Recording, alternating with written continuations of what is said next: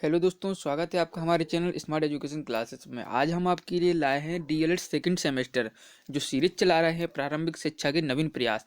इसमें यशपाल समिति जो 1992-93 में आई थी, तो इसमें ये बनाई गई थी। तो इसके क्या उद्देश्य थे और इसने कितने लक्ष्यों को प्राप्त किया, ये सब हम इसमें जानेंगे।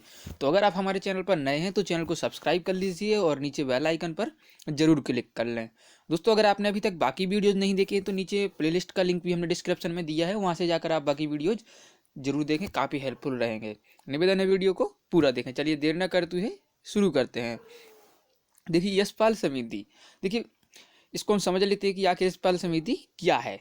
तो भारत सरकार के मानव संसाधन विकास मंत्रालय द्वारा 1992 को स्कूल छात्रों के शैक्षिक बोझ कम करने के तरीके सुझाने के लिए एक राष्ट्रीय सलाहकार समिति का गठन किया गया।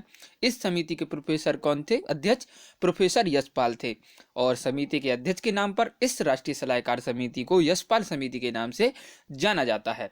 इस समिति ने 15 जुलाई 1993 को अपनी रिपोर्ट प्रस्तुत की थी, जिसे शिक्षा बिना बोझ के एजुकेशन विदाउट बर्डन नामक एक शीर्षक दिया गया और इसके महत्वपूर्ण सुझाव दिए गए जो कि निम्नवत हैं। सुझाव समझने से पहले देखिए क्या है कि जो बच्चों का बैग होता है, जिसे आम भाषा में क्या कहते हैं, बस्ता, ठीक है ना। तो उसका बोझ कम करने के लिए इस समिति का गठन किया गया था कि बच्चों को एक इस प्रकार से पाठ्यक्रम तैयार कर दिया जाए कि उनका बोझ कम हो जाए। तो इसने अपनी रिपोर्ट बनाकर 15 जुलाई 1993 को प्रस्तुत की थी। रिपोर्ट क्या थी? Education without burden.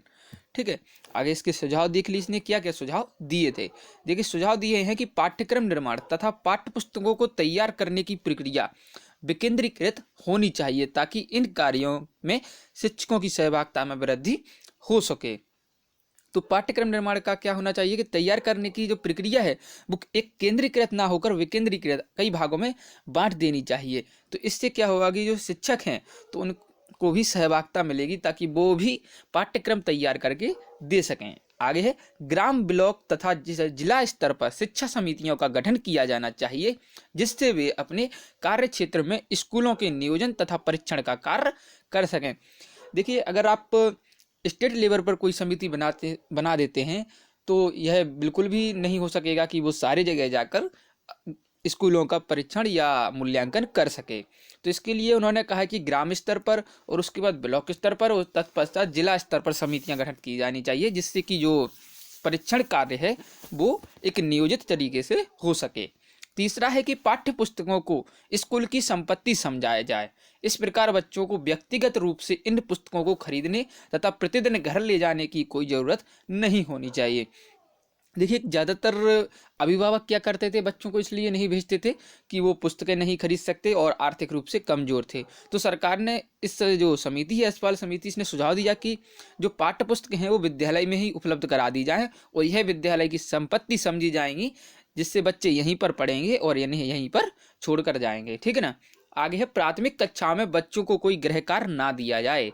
यशपाल समिति ने यह सुझाव दिया था कि बच्चों को घर के लिए गृह कार्य ना दिया जाए। आगे है, छात्रों, अध्यापकों तथा अभिभावकों के लिए शिक्षा दर्शन नामक एक नियमित दूरदर्शन कार्यक्रम शुरू किया जाए। देखिए, आप सभी जानते हैं कि जो दूरदर्शन सबसे पुराना चैनल है दूरदर्शन, ठीक है ना, पहले यही आते थे। तो इस पर अभिभावकों और छात्रों और अध्यापकों के लिए एक कार्यक्रम चलाया जाए जिसका नाम क्या हो, शिक्षा दर्शन। आगे है, प्राथमिक कक्षाओं के गणित पाठ्यक्रमों की समीक्षा की जाए तथा भाषा की पाठ्य पुस्तकों में स्थानीय बोलचाल व मुहावरों को उचित स्थान दिया जाए। देखिए, समिति ने बताया कि जो प्राथमिक कक्षा है उसमें गणित के पाठ्यक्रमों की समीक्षा की जाए और भाषा में क्या दिया जाए, स्थानीय बोलचाल की भाषा तथा मुहावरे और लोकोक्तियों को पर्याप्त स्थान दिया जाए। ठीक है ना। इससे क्या होता है, उन बालकों के शब्द भंडार में विकास होता है।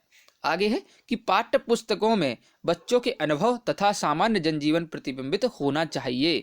कठिन तथा बोझिल भाषा का प्रयोग कदापि न किया जाए। तो जो पाठ्यक्रम होना चाहिए वो कैसा होना चाहिए, बच्चों के अनुभव जो उन्होंने देख रहे हैं, समझ रहे हैं, तथा सामान्य जनजीवन जो डेली यूज में वो देखते हैं, इस पर आधारित होना चाहिए। आगे है, प्राथमिक कक्षाओं में विज्ञान पाठ्यक्रम तथा पाठ्य पुस्तकों के प्रयोग करने को अधिक स्थान दिया जाए तथा अनावश्यक या महत्वहीन सामग्री को हटा दिया जाए। क्या किया जाए कि कक्षाओं में विज्ञान पाठ्यक्रम ठीक है ना। और पाठ्य पुस्तकों में प्रयोग करने का स्थान दिया जाए, प्रयोग करके अर्थात करके सीखने की विधि को अपनाया जाए, और जो अनावश्यक है, महत्वहीन है, उसे अलग कर दिया जाए।